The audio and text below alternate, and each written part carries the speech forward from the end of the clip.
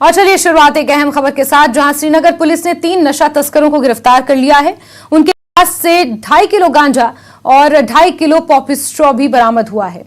आरामपुरा कमरवारी में नाका चेकिंग के दौरान पुलिस को यह सफलता हाथ लगी है। इससे पहले भी आज एक नशा तस्कर को गिरफ्तार किया गया था और एक बार फिर 3 नशा तस्करों को गिरफ्तार किया है। बड़ी सफलता के तौर पर इसे देखा जा सकता है। नाके पर चेकिंग के दौरान ये गिरफ्तारी हुई है। इनके पास से 2.5 किलो गांजा और 2.5 किलो चरस बरामद हुई है। आरामपुरा कमरवारी में नाका चेकिंग के दौरान पुलिस को यह सफलता मिली है।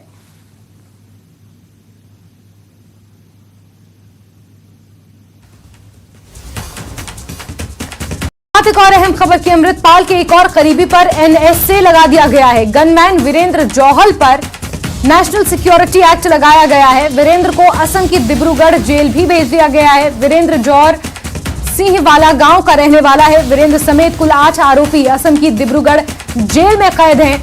अमृतपाल को ढूंढने के लिए चप्पे चप्पे पर पुलिस की मुस्तैदी है और अमृतपाल के एक और करीबी, जो कि अमृतपाल का गनमैन था, उस पर एनएसए लगा दिया गया है। डिब्रूगढ़ जेल उसे भी भेजा गया है।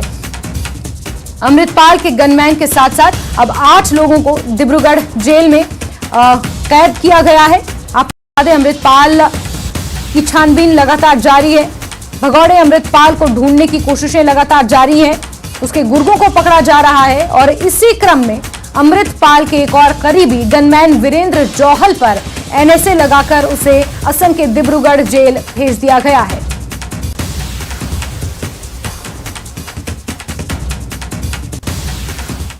वहीं जम्मू कश्मीर में एलजी प्रशासन जल्द ही जम्मू कश्मीर के गरीब लोगों को जमीन और आवास उपलब्ध कराने के लिए कानून लाएगा। जम्मू कश्मीर के उपराज्यपाल मनोज सिन्हा ने कल जम्मू में एक कार्यक्रम के दौरान कहा कि प्रशासन कानून बनाने जा रहा है। इसके तहत जिन गरीबों के पास जमीन नहीं है, उन्हें घर बनाने के लिए जमीन उपलब्ध कराई जाएगी और उनके घर भी बनवाए जाएंगे। मित्रों, बहुत दुख के साथ मुझे कहना है, यहाँ कोई कानून नहीं है गरीब आदमी को जमीन देने का। पता नहीं कैसा राज है। वास्तव में यहाँ कोई कानून नहीं। कानून हम बना रहे हैं, निश्चित बनाएंगे।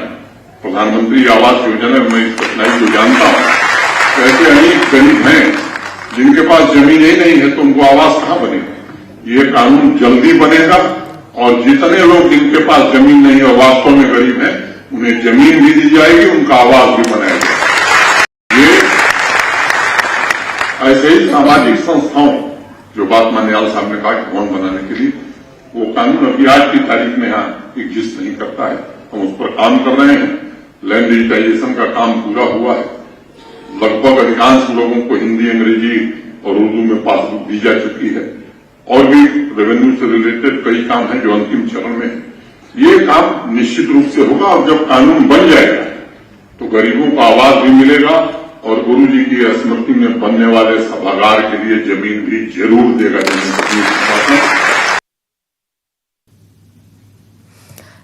के एलजी बीडी मिश्रा अपने कारगिल दौरे के दूसरे दिन व्यस्त रहे। एलजी ने कारगिल में विभिन्न कार्यक्रमों में शिरकत की। उन्होंने विभिन्न प्रतिनिधि मंडलों से मुलाकात की, जनता की समस्याओं का समाधान करने का आश्वासन दिया। एलजी बनने के बाद वो कारगिल का उनका ये पहला दौरा था। एलजी लद्दाख ने एसएमएम ऑडिटोरियम में आयोजित साहित्य सम्मेलन में भी हिस्सा लिया।